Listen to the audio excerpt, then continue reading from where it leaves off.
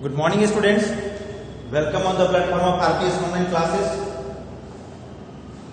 हम लोग ना प्रीवियस क्लास में जो टॉपिक स्टडी किया था उसमें इंट्रोडक्शन ऑफ लाइट था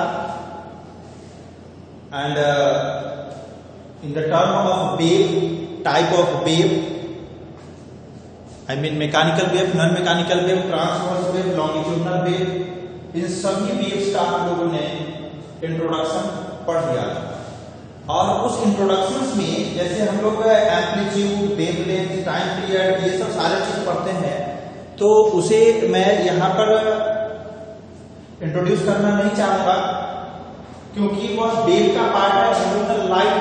लाइट इज अ वेव जो हमने कहा था, इस वजह से उस वेव को इंट्रोड्यूस हमने किया और वेव में टाइप ऑफ वेव करने के बाद वो लाइट का डेफिनेशन तुम्हें बताए थे कि लाइट जो है, light is a non mechanical wave. Okay, light is a non mechanical transverse wave who transfers energy from source to destination and makes visible everything। हमारे चारों तरफ जो कुछ भी है सबको विजिबल बनाता है। यह एक नॉन मैकेनिकल वेव है और नॉन मैकेनिकल और ट्रांसवर्स वेव है। अब देखिए इसमें जो फेनोमेनन है, जो हमारे सिलेबस में जो मेन इंपोर्टेंट चीज है वो है रिफ्लेक्शन एंड रिफ्रैक्शन। यह जो रिफ्लेक्शन और रिफ्रैक्शन की जो बात है, यह क्या है कि लाइट के प्रोपगेशन के अलावा लाइट जो प्रोपगेट करता है, लाइट जो मतलब सोर्स से डेस्टिनेशन तक जाता है, इसके ड्यूरिंग यह जो फेनोमेनन वहां पर टेक्स प्लेस होता है, उसे हम लोग इस दो टर्म रिफ्लेक्शन एंड रिफ्रैक्शन में समझते हैं। क्या है रिफ्लेक्शन और क्या है रिफ्रैक्शन? जैसे तुम याद देखो कि यह कोई भी सरफेस हो, कोई भी सरफेस कहने का मतलब जैसे यह वाल एक सरफेस, या बोर्ड एक सरफेस है, इस तरह से कुछ भी हो उस पर लाइट अगर इंसिडेंट होता है, इंसिडेंट होने का मतलब उस पर लाइट अगर आती है, ठीक है, मतलब कहीं से लाइट एमिट होता है तो इस पर आ करके लाइट ना टर्मिनेट होता, उस पर इनिशिएट होता, उस पर क्या बोलते हैं इसको, इंसिडेंट होता। तो इस लाइट को जब इस सरफेस पर आएगा तो यह किस तरह का फेनोमेनन हो सकता है? जस्ट इमेजिन, यह लाइट या तो इस सरफेस को पार कर जाएगा, ठीक है, पार करेगा या फिर नहीं पार करेगा। Light either will pass this surface और it will reflect from this surface. यह दो तरह के केसेस हो सकते हैं। तो इस दो तरह के केसेस में भी लाइट इसको जब पार करेगा, कंप्लीटली पार कर जाएगा, तो यह मतलब या तो थोड़ा सा इधर बेंड होगा या थोड़ा सा इधर बेंड होगा। यह इस पाथ को कंप्लीटली मतलब कंटिन्यू नहीं करेगा। क्यों? क्योंकि तुम इस चीज को जस्ट एकदम बेसिक तरीका से समझ सकते हो कि जब भी कोई चीज एक लोकेशन से दूसरे लोकेशन, मतलब एक मीडियम से दूसरे मीडियम में जब जाता है तो वह उस वक्त उसे डिस्टर्ब ना करे, एकदम से इजिली विदाउट एनी डेविएशन वह अलाउ कर दे पास करने के लिए, ऐसा नहीं हो सकता है। Each and every material having some tendency to oppose the motion of this light, and that phenomenon takes place during when a beam of light or when a light ray passing from one medium to another medium। तो यहाँ medium की बात है। Medium क्या है? देखिए medium actually होता क्या है, तो मीडियम हम उस चीज को बोलते हैं, medium is that thing which will help to pass wave. Light को, वेव को पास होने में जो हेल्प करता है उसे हम लोग मीडियम बोलते हैं। तो बोलोगे कि यहाँ लाइट को तो मीडियम की जरूरत ही नहीं है पास होने के लिए, प्रोपेगेट करने के लिए। Of course light does not light never requires any medium to propagate, but one thing is important here, that is कि in this surrounding medium is already present ना, सराउंडिंग में मीडियम है, तो मीडियम है तो क्या उस मीडियम से लाइट नहीं जा सकता है? नहीं, ऐसी बात नहीं है। अगर मीडियम नहीं होगा तब भी light will pass, light will propagate, but medium होगा उस वक्त भी लाइट विल प्रोपेगेट। ठीक है, तो इस मीडियम के एग्जांपल्स में तुम्हें एयर हो सकता है, वाटर हो सकता है, वाल हो सकता है, मिल्क हो सकता है, बहुत सी ऐसी चीजें हैं जो इसके मीडियम में आ सकती हैं। ठीक है, तो अब यहाँ यह दो फेनोमेनन हुआ, एक फेनोमेनन कि ये इस दोनों फेनोमेनन को जब हम लोग यहाँ बात करते हैं उसको सेपरेटली ड्रॉ करते हैं और सेपरेटली ड्रॉ करके तुम्हें बताते हैं कि पहला हमने ये कहा था कि when light will incident on any surface, ठीक है, यह सरफेस है, इसमें लाइट इंसिडेंट हुआ तो इधर भी मान लीजिए इधर भी एयर है, इधर भी एयर है। ठीक है, इस सरफेस पर लाइट इंसिडेंट हुआ, इंसिडेंट होने के बाद यह बैक हो जाए। ठीक है, एरो देकर के हम लोग इसे रिप्रेजेंट कर सकते हैं कि कौन आ रहा है और कौन जा रहा है। एक ये फेनोमेनन हो सकता है, और एक दूसरा फेनोमेनन ऐसा है कि लाइट इधर मान लीजिए एयर है, इधर मान लीजिए वाटर है, या यहाँ पर ऐसा कर दीजिए एयर और वाटर करेंगे तो इसके रिफ्रैक्टिव इंडेक्स की बात हमें करनी पड़ेगी, तो इसलिए यहाँ पर हम कहते हैं यहाँ पर मीडियम 1 है, यहाँ पे मीडियम 2, मीडियम 1 मीडियम, यहाँ पर भी मीडियम 1 और मीडियम 1 है, दोनों भी मीडियम यहाँ पर सेम है।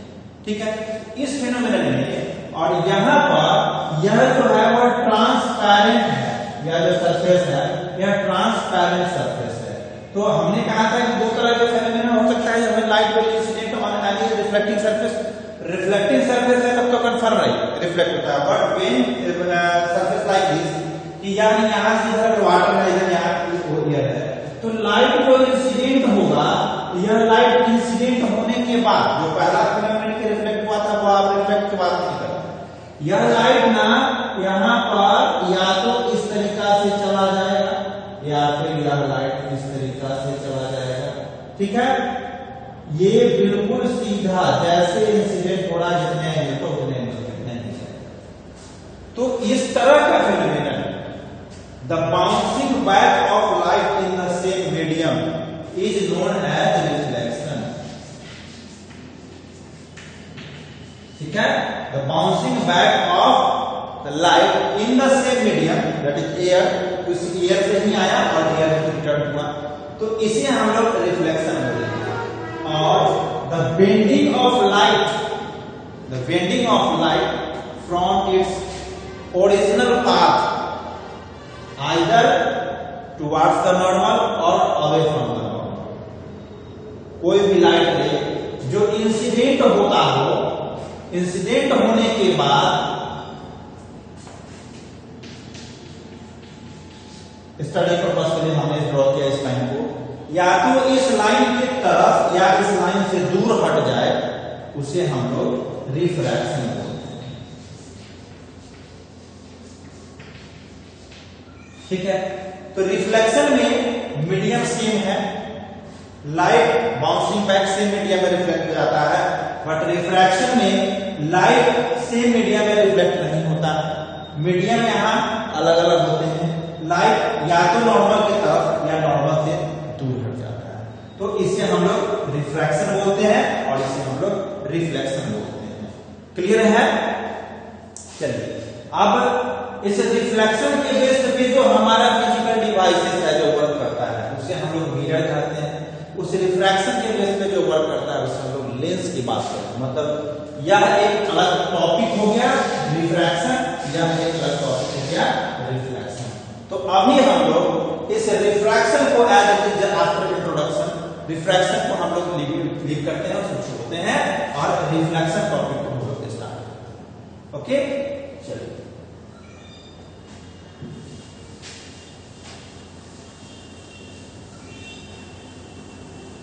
रिफ्रैक्शन का एक मतलब डिफिनेशन हो या उसमें डिस्ट्रीब्यूट करना हो, दोनों में डिफरेंस बताना हो, तो सिंपली कर सकते हैं reflection light will reflect in the same medium after incidence of any reflecting surface, but in the case of refraction light will deviate from its original path when it is enter from one medium into another.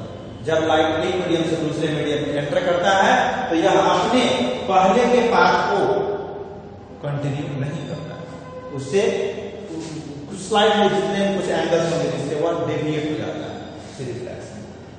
आइए अब इस reflection में हम लोगों ने कहा कि when light incident on the reflecting surface it will bouncing back in the same medium is known as reflection। ठीक है, अब इस रिफ्लेक्शन को स्टडी करने के लिए एक लाइट रे, इसे लाइट रे बोलते हैं,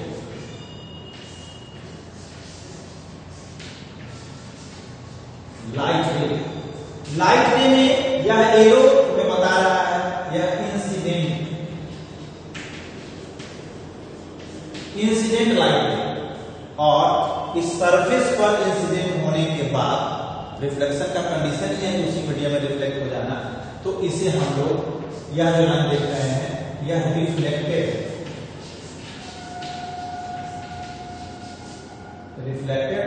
लाइट।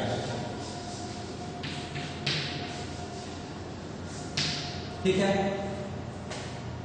अब इसे यह रिफ्लेक्शन को समझने के बाद इसके कुछ लॉ है कि लाइट कहां से इंसिडेंट होगा, कैसे रिफ्लेक्ट होगा, क्या क्या फेनोमेनन यहां पे अकरेंस होगा, उसको समझने के लिए हम लोग यहां पर लॉ ऑफ रिफ्लेक्शन पढ़ते हैं।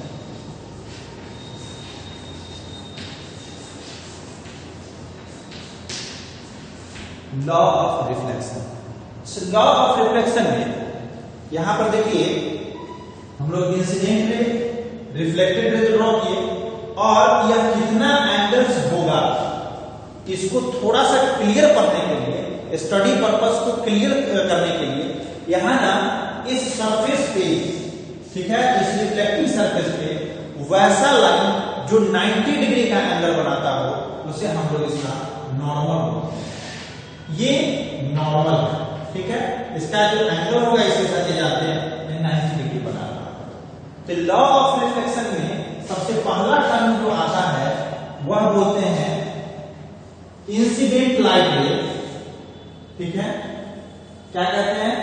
इंसिडेंट लाइट रे, उसके बाद नॉर्मल, उसके बाद रिफ्लेक्टेड लाइट रे। 3 रे हो गए, इंसिडेंट लाइट रे, normal and reflected light ray meets at the same point or lies in the same plane। ठीक है, meets at the same point or lies in the same plane। Same plane का मतलब ये हुआ कि अगर x Y plane में हम कंसीडर कर रहे हैं तो वो एक्स वाई में ही रहे। यहां जैसे देखिए यहाँ या इसके कोई प्लेन चेंज नहीं हो रहा है, या इसमें है तो इसमें नहीं आ रहा है, यह इधर ही है इसीलिए कह रहा है सेम प्लेन। या तीनों इंसिडेंट, ये इंसिडेंट लाइट रे, नॉर्मल और रिफ्लेक्टेड लाइट रे, या तीनों के तीनों एक ही पॉइंट पर मिलेंगे, ठीक है, या फिर एक ही प्लेन में लाई करेंगे।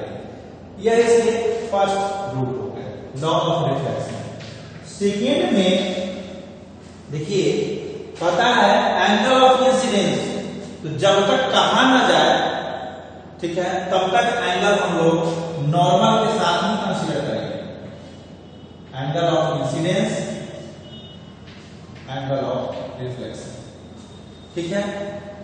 अगर यह कह देता है कि find out the angle of reflection, find out the angle of incidence with reflecting surface, then you will consider the angle with this, इधर से, ठीक है।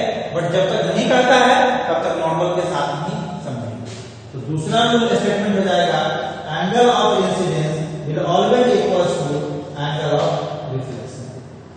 ठीक है, यह दोनों इसके रिफ्लेक्शन के लॉ हो गए।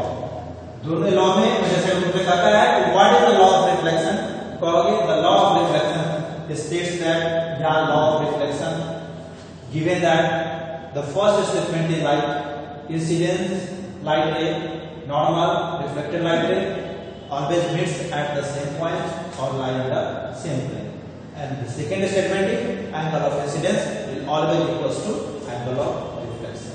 यह दो स्टेटमेंट है, इसके काफी इंपॉर्टेंट है, जिस चीज को हम लोग को आना समझ।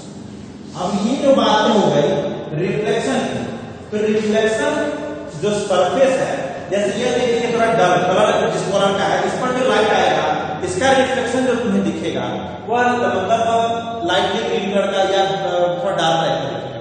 लेकिन यहीं पे अगर सिल्वर का प्लेट बना दिया जाए, सिल्वर का बोर्ड बना दिया जाए, गोल्ड का बोर्ड बना दिया जाए, तो तुम्हें क्या दिखेगा, उसका रिफ्लेक्शन और ज्यादा, उसके कलर की इंटेंसिटी और बढ़ती चली जाएगी। समझ रहे हैं? तो यह सारी चीजें इस रिफ्लेक्शन को और ज्यादा प्योर करने के लिए और ज्यादा क्लियर करने के लिए जो डिवाइसेस बनते हैं, अगर इस रिफ्लेक्टिंग सरफेस को पॉलिश कर दिया जाए, ठीक है, पॉलिश कर दिया जाए, तब यह जो बन जाता है उसे हम लोग मिरर कहते हैं। When a reflecting surface is polished, after that reflecting surface is known as mirror। ठीक है, तो हम लोग नेक्स्ट क्लास में पहले इस रिफ्लेक्शन के बेसिस पे कुछ क्वेश्चन करेंगे। जैसे तुम्हें यह कहता है कि तुम्हें अगर यह कहता है कि if a light ray incident on a reflecting surface at 47 degree, ठीक है, if a light ray incident on reflecting surface at 47 degree, then find out the angle of reflection। तो फर्स्ट रूल के अकॉर्डिंगली इंसिडेंस, अगर angle of incidence equals to angle of reflection होता है, if angle of incidence is given that 47 degree, then angle of reflection will be already 47 degree. अगर यही 47 degree तुम्हें यहां दिया और यह कह दिया गया कि एंगल इसके रेस्पेक्ट में दिया हुआ है, तो फिर तुम कैसे हैंडल करोगे? ठीक है, क्लियर है? तो इसे हम लोग जस्ट तुम अपने मैथमेटिकल अप्रोच से इस क्वेश्चन को सॉल्व करके इसका सॉल्यूशन दोगे। ठीक है, हम लोग फिर नेक्स्ट क्लास में इससे आगे के टॉपिक्स को पढ़ेंगे। तब तक के लिए थैंक यू।